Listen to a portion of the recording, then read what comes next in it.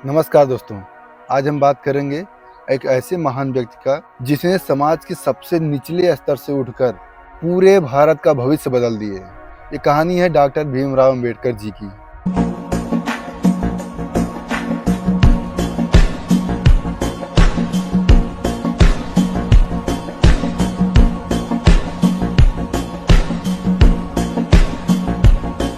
एक ऐसा नाम जो एक व्यक्ति का नाम नहीं बल्कि एक बहुत बड़ा आंदोलन है।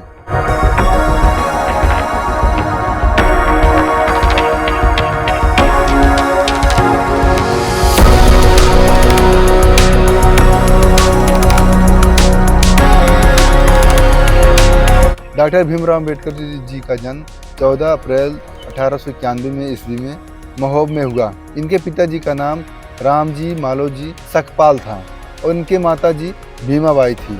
ये दलित समाज से थे जिन्हें हम समय अछूत के नाम से कहा जाता था। इनका जन्म से ही संघर्ष शुरू हो गया था। बचपन में इन्हें स्कूल में अलग बैठाया जाता था, कोई इन्हें छूता तक नहीं था। रो, रो। तो चाक अपने खुद के पास रख, इसका चाक कोई भी इस्तेमाल नहीं करेगा। और ये पानी खुद लेकर पी नहीं सकते थे।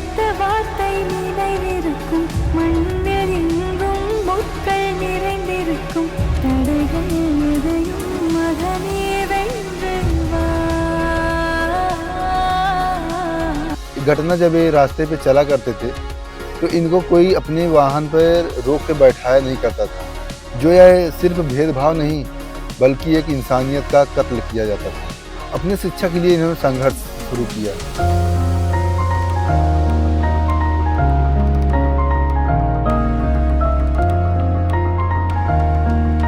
गरीबी और जात इनका एक रास्ता बन गया। फिर इन्हें रहने के लिए जगह नहीं मिलती थी, खाने में भेदभाव हुआ करता था, लेकिन इन्होंने हार नहीं माना। बिल्कुल यूनिवर्सिटी ऑफ बॉम्बे से पढ़ाई की, फिर इन्होंने विदेश गए।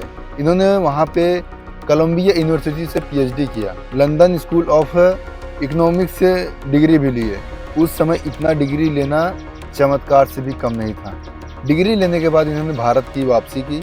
दलितों को मंदिर में प्रवेश नहीं मिल रहा था, पानी नहीं, सम्मान नहीं। फिर इन्होंने एक आंदोलन शुरू किया, महद सत्याग्रह, जिससे सभी भारतीय समाज को झकझोर कर रख दिया। जब भीमराव अंबेडकर जी ने मनुस्मृति को सार्वजनिक रूप से जला दिया। आखिर ऐसा क्या था इस ग्रंथ में और क्यों इतना बड़ा अंबेडकर जी ने कदम उठाया? आइए हम जानते हैं इसके बारे में सारा सच। सबसे पहले हम समझते हैं मनुस्मृति है क्या है। यह एक प्राचीन हिंदू ग्रंथ है जिसमें समाज के नियम और कानून बताए गए हैं। इसमें अलग अलग लोगों के जातियों को बांटा गया है, जिसमें ब्राह्मण, क्षत्रिय, शूद्र, वैश्य। लेकिन समस्या तब पैदा हुई इन नियम के कारण समाज में ऊंच नीच भेदभाव किया जाने लगा। मनुस्मृति के नियम कुछ इस प्रकार से थे। निचले जातियों को शिक्षा से दूर रखने की कोशिश की जाती थी, उन्हें छूने योग्य नहीं माना जाता था, महिलाओं को कम अधिकार देते थे।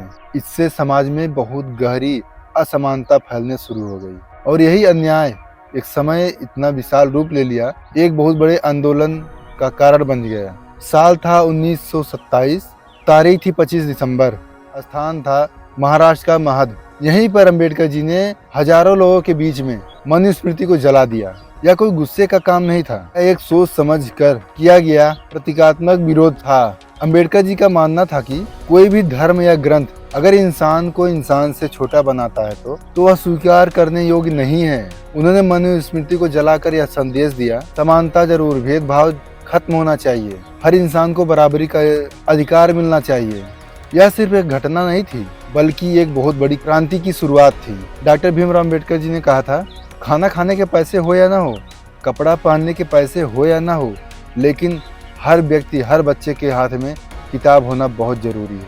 पानी के अधिकार के लिए इन्होंने खुद जाके तालाब का पानी पिया। ऊंची जाति ने इनका बहुत ज़्यादा विरोध किया, लेकिन इन्होंने बिना डरे रुके नहीं। डॉक्टर भीमराव अंबेडकर जी ने दलितों के लिए एक अलग राजनीति अधिकार मांगे। उनका टकराव हुआ महात्मा गांधी जी से, फिर समझौता हुआ, वहीं पे दलितों का आरक्षण मिला। यह संघर्ष इतना आसान नहीं था, लेकिन इन्होंने अपने लोगों के लिए अधिकार सुनिश्चित किए। भारत आज़ाद हुआ, अंबेडकर जी को बहुत बड़ी जिम्मेदारी मिली। वो बने भारत के सबसे पहले कानून मंत्री, संविधान ड्राफ्टिंग कमेटी के अध्यक्ष बने। डॉक्टर भीमराव अंबेडकर जी ने संविधान दिया, समानता, स्वतंत्रता और न्याय का। जो 26 जनवरी 1950 को संविधान लागू हुआ, आज भी वही संविधान देश को चला रहा है।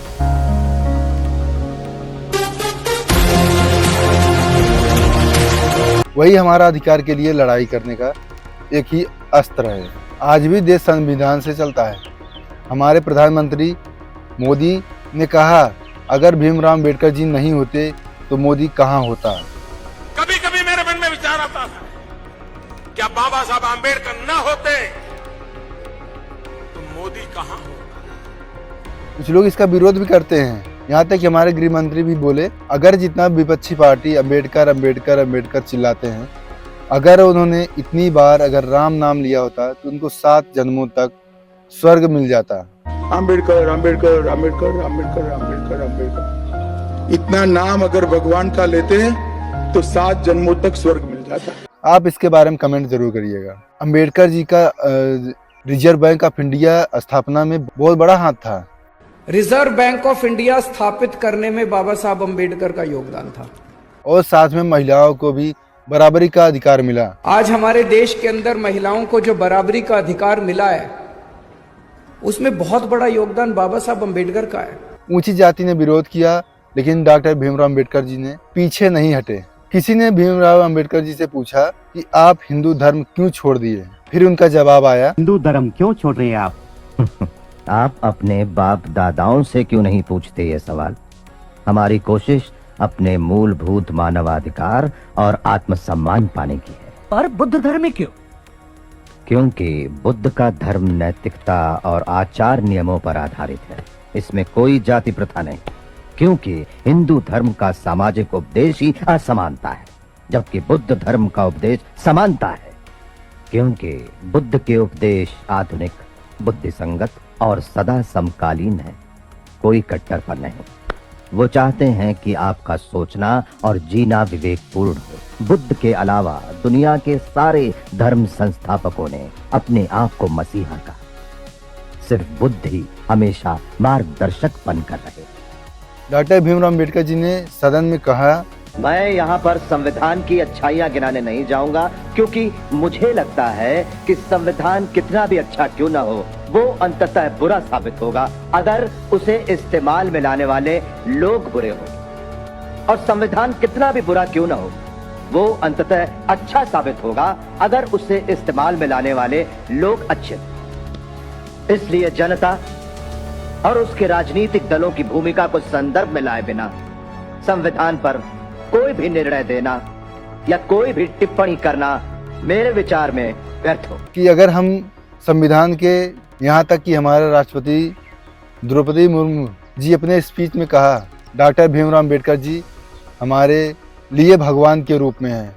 डॉक्टर भीमराव अंबेडकर मेरे लिए भगवान के समान है। भीमराव अंबेडकर कुछ ऐसे किए थे जिसके लिए मैं आपके सामने खड़ी हूँ। और जो हमारे फिल्म इंडस्ट्री में विलन का रोल करते हैं प्रकाश राज, वो भी उनका भी बयान आया, अम्बेडकरवाद कोई जहर नहीं है, यह शुद्ध देसी घी है जो गधों को समझ नहीं आता है और कुत्तों को हजम नहीं होता है। खान सर एक वीडियो में बोले, डॉक्टर भीमराव अम्बेडकर जी का विरोध करना मतलब मुंह उठा के आकाश की तरफ फूकना। अम्बेडकर साहब इतने महान थे ना, आज भी लोग इनको जाति पे संदेह करते हैं, लेकिन इतना बड़ा काम करके गए ना कि कोई विरोध करने वाला होगा ना, अम्बेडकर साहब का विरोध करना मतलब मुंह ऊपर करके आसमान पे थूकना। अम्बेडकर जी ने कहा, मैं हिंदू पैदा हुआ हूँ लेकिन मरूंगा नहीं। फिर 1956 ईस्वी में दीक्षा भूमि कन्वर्सियन बुद्ध धर्म को अपनाया। लाखों लोगों ने उनका साथ दिया। देश अपने प्रकृति पर चलता रहा। 6 दिसंबर 1956 ईस्वी में इनका निधन हो गया। डॉक्टर भीमराव अम्बेडकर जी को 1990 ईस्वी में भारत रत्न से सम्मानित किया गया। संविधान निर्माता और दलितों के मसीहा कहा जाते हैं। दोस्तों, डॉक्टर भीमराव अम्बेडकर जी हमें सिखाते हैं, शिक्षा ही एक असली ताकत है। जो अपने अधिकारों के लिए लड़ना जरूरी है। मेहनत से कोई भी इतिहास बदला जा सकता है। अगर दोस्तों आपको वीडियो पसंद आई हो तो लाइक शेयर कमेंट जरूर करें और चैनल को सब्सक्राइब करें। जय हिंद, जय भीम।